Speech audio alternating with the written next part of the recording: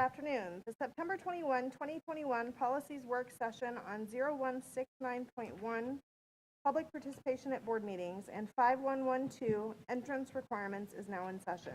Pam, roll call, please. Mrs. Belford? Present. Ms. McDougall? Present. Mrs. Jenkins? Present. Mr. Susin? Present. And Mrs. Campbell? Present. Board members, this is our opportunity to review and discuss these policies as well as make suggestions for changes. We will begin with policy 0169.1. I will ask Paul Gibbs, General Counsel, to go over the executive summary before we begin discussion. Oh, please stand for the pledge. Allegiance to the flag of the United States of America and to the republic for which it stands, one nation, under God, indivisible, with liberty and justice for all. All right, Mr. Gibbs.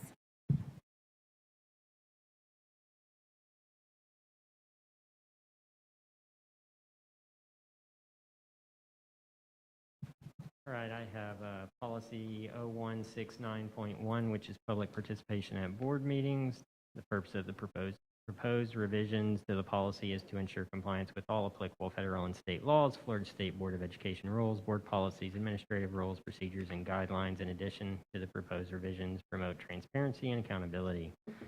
The policy changes on this one, it's being revised to clarify procedures regarding public participation at board meetings and make board meetings more efficient in compliance with applicable Florida law. Particular areas of revision include graduated scale of public comment time dependent on the number of individuals who speak to the board, separating public comments regarding agenda items and non-agenda items, and public created signs in the boardroom. These proposed revisions encompass suggested language from Neola as well as include additional language added by the board. I'm happy to take any questions. Thank you, Mr. Gibbs. Does any board member have any questions or feedback on the policy? Mr. Susin? Do you have anything? I do. Why don't you go? I just had a couple of relatively small things. In the red line draft, the very first red line, I'll give you guys a second to get there. The very first red line says, or under board discussion and information. So I was curious if we can clarify that, because not the discussion points, I think that's separate, but sometimes we have, we'll have this policy under the information agenda at the next board meeting. We are going to eventually vote on it. And I think it would be appropriate for people to come and speak during public comment time on that type of agenda item, because really, if we go too far out, it's almost too late, not too late to make changes. We can always pull things, but we can't really make changes at that point. So the way that it's written as is, it seems like that anything in the information item under the information agenda would be off limits for that initial public comment time. Does that make sense? Well, there's the category of information. I think that's what it was covering. You don't have an issue with the discussion, is that right? I'm saying that I think if someone wanted to come and speak on something that was on the information item that we are going to vote for later, like policy, that would be appropriate for them to address us as an agenda item, not a non-agenda item.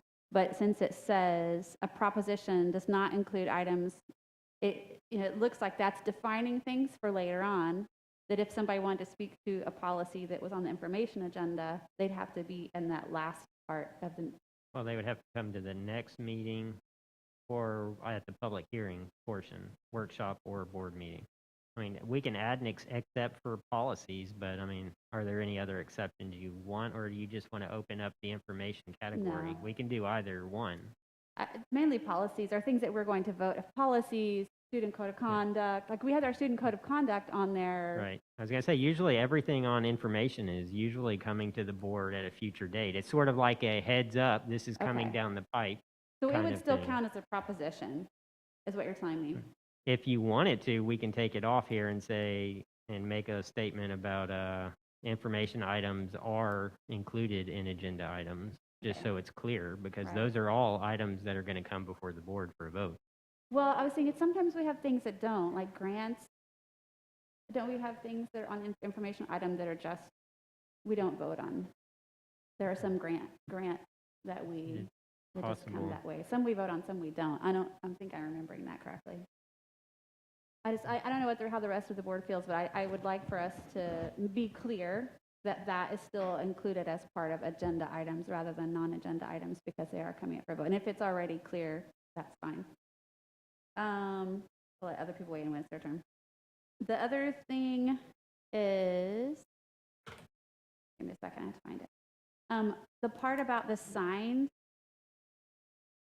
and Mr. Gibbs, I think I said something to you. The main purpose of that was so that we're not blocking the view of the audience and of the Right. cameras, which Right. is the rest of our audience.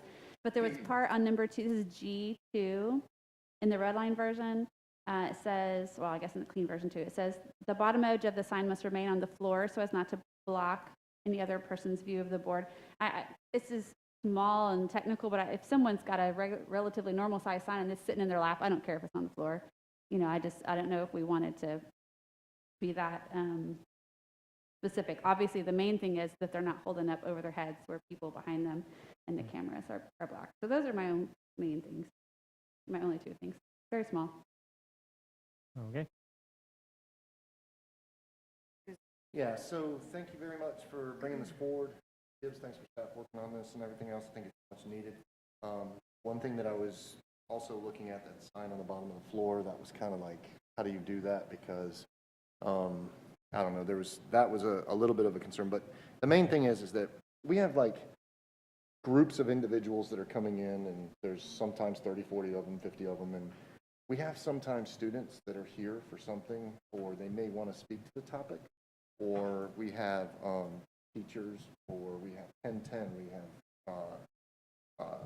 DFT, we have non-bargaining. Those kind of people come, and I almost feel like, do we put those people up front?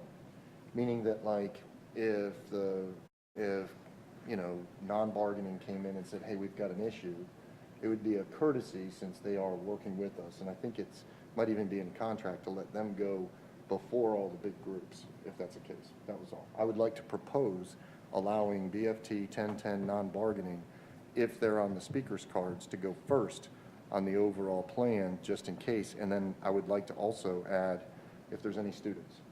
And then also if there's any women that bring their children, because that's happened a couple of times. So I didn't know what your thoughts were on that. I would just like to, it's just, they're individuals that work with us in our district. I think you give them the right before a lot of the other groups just to speak so that they could get onto their business because they're here. That's all. Any other board member wish to make comments? Can I? Sure. I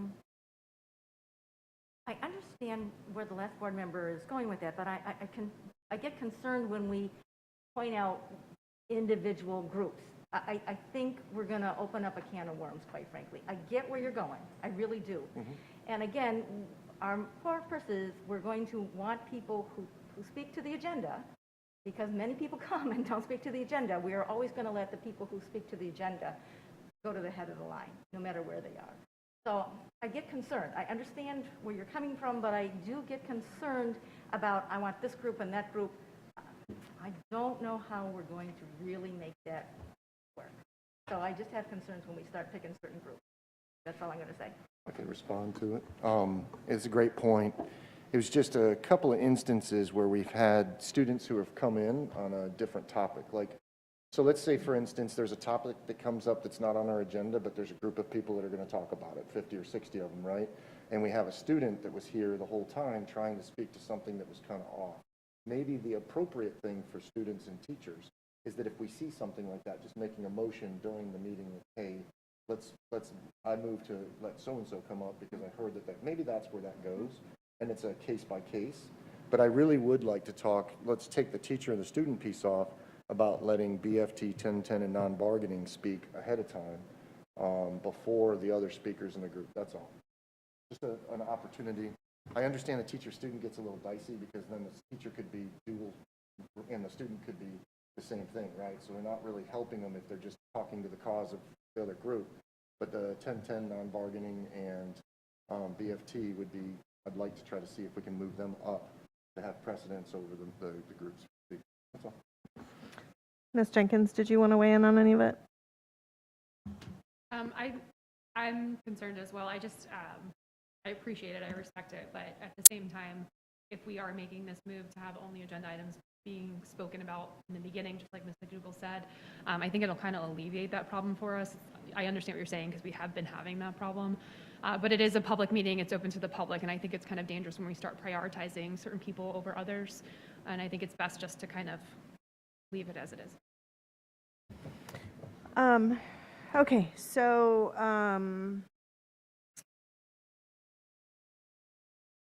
just want to make sure I didn't hear any concern about including information items as agenda items with regard to who's speaking. So, Mr. Gibbs, you're clear on that request? And then we did have 2 who requested clarification on the sign language. Right. Maybe we change it to the top edge of the sign must remain below shoulders or something.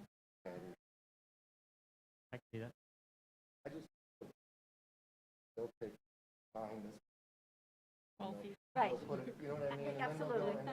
and I was like, maybe we just fight. Like And that top helps edge. us.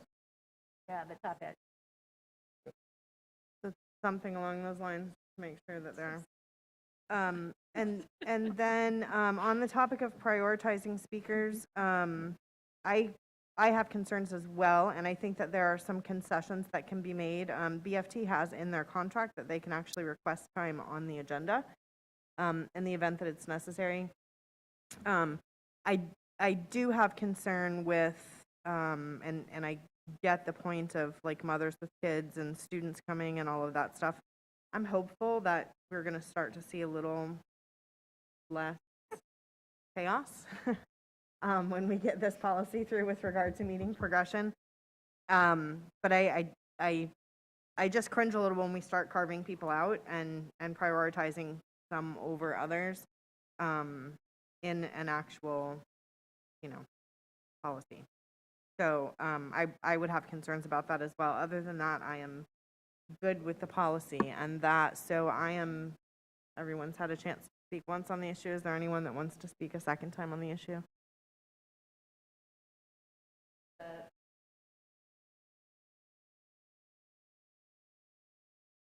Not seeming to show favoritism,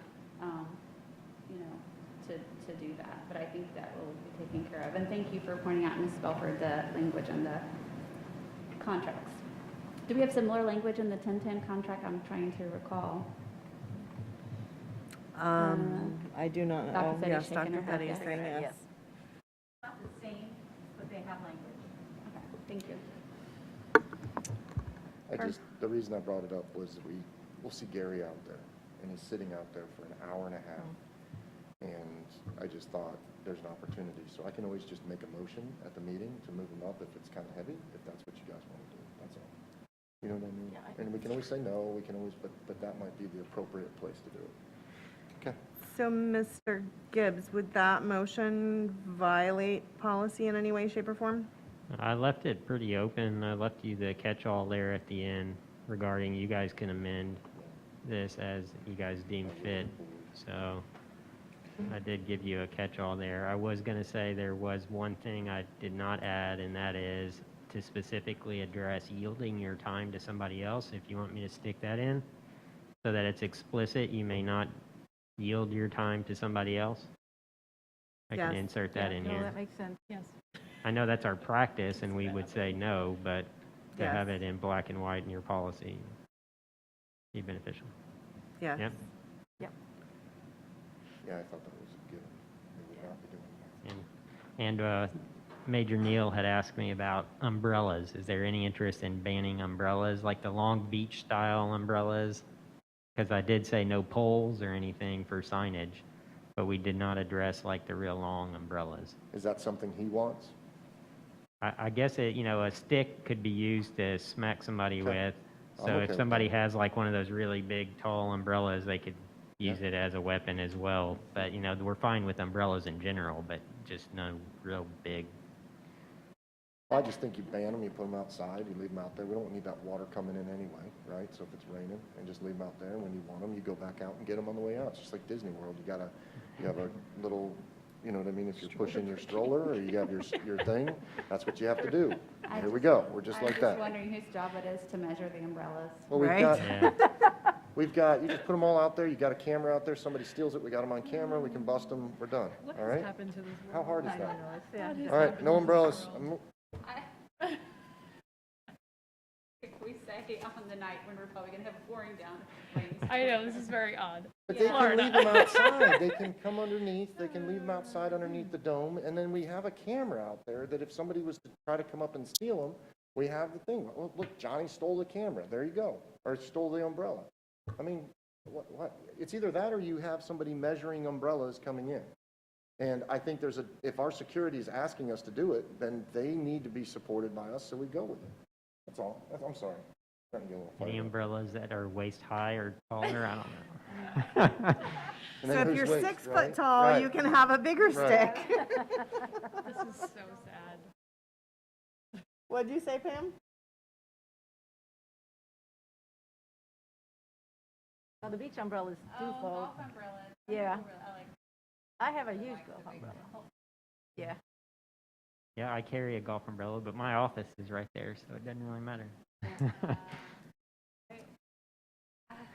I understand the purpose of the request, but I just think we're getting really complicated. And I just would hate for someone to be the umbrella enforcer, right? I mean, does it fold, does it not fold, how tall is it? Our security does such a fabulous job of eyes on the room when it's necessary. And whether we think it's necessary or not, they do a good job of doing that. I don't know. And I don't like the idea of banning umbrellas in the boardroom, even though we don't, water spots and all that kind of stuff. But I mean, I think we're just creating more headache than it's worth. All right. Isn't it easy to just take, if you're walking in, you put your umbrellas over here before you walk in and on your way out? Umbrellas get lost. We're not talking about hundreds of umbrellas. Well, we'll see tonight. I'd like to do it. Anybody else has seconded it? Move on it? No? Give me a minute. I'm trying to look at the language. Mr. Gibbs, did you say that Officer Neal said that this is what he wants? No, he was just asking if it would be considered. So had we given any consideration to the big umbrellas?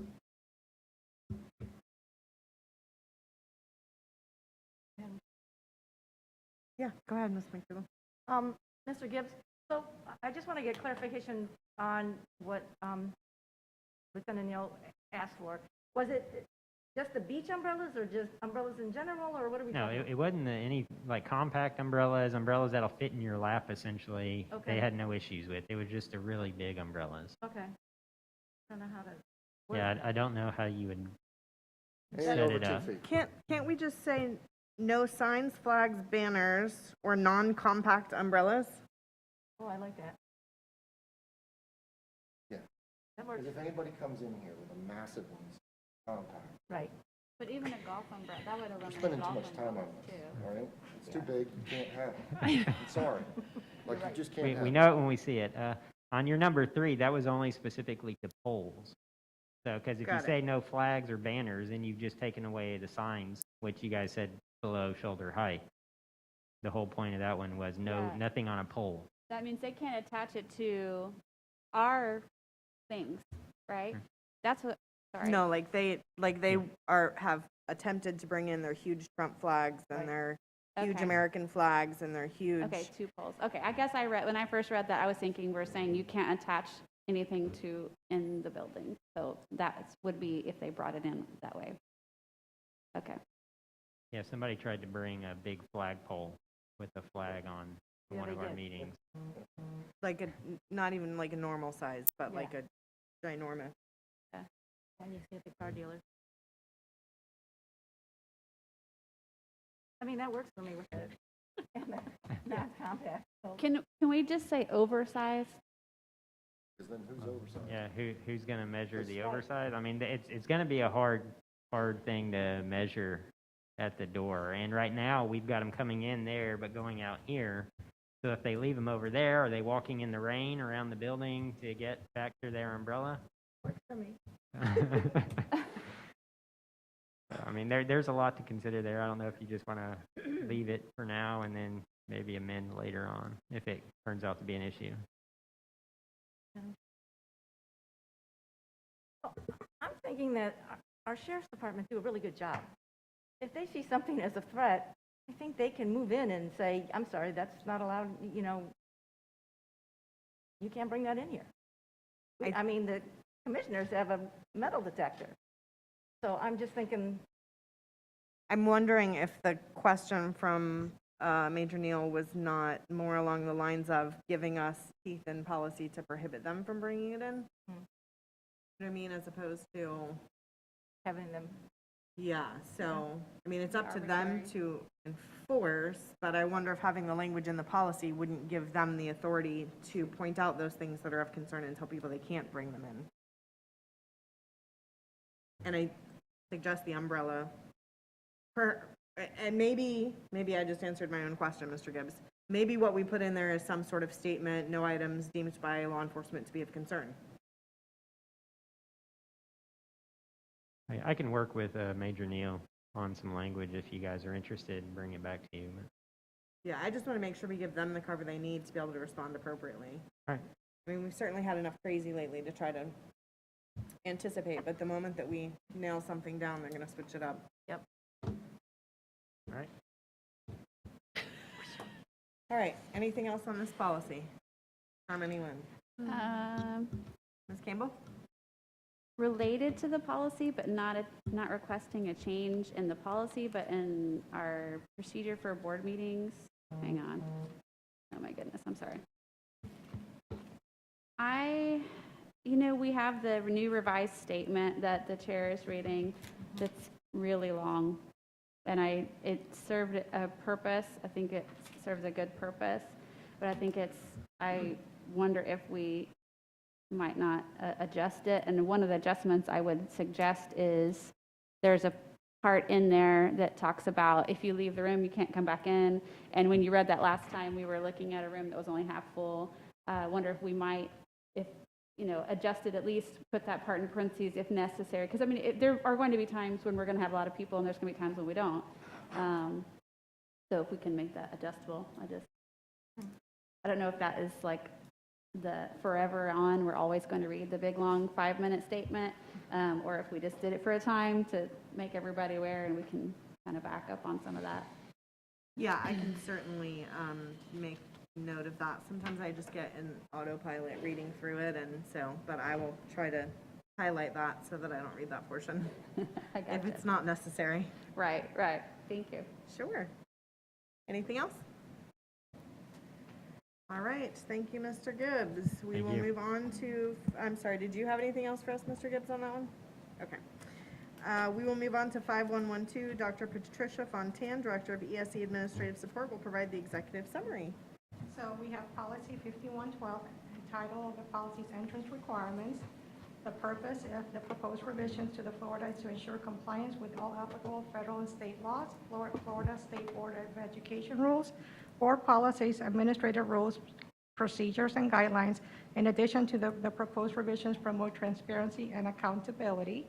The summary of the proposed revisions: this policy is being revised to clarify the procedures regarding reentry of previously withdrawn students age of 18 or older. These are not Neola revisions. These were in collaboration with Student Services and Leading and Learning. We did some research and looked at other policies from Orange, Collier, Marion, Osceola, Hillsborough, and Pasco to develop these proposed changes. All right, does any board member have any comments or questions on this policy? Ms. Campbell? Yeah, just briefly, I think this is a good idea. I just wondered, has this caused us problems in the past? Okay, so I'm trying to understand, this is where a student might have dropped out and they're coming to re-enroll, but at that point they're Like 20, 21. Yeah. Okay. All right, thank you. Thank you for looking around too. I think that's always appreciated when we don't have to reinvent the wheel. Anyone else? Okay. Hearing no further discussion, this meeting is now adjourned. Thank you. Okay, you're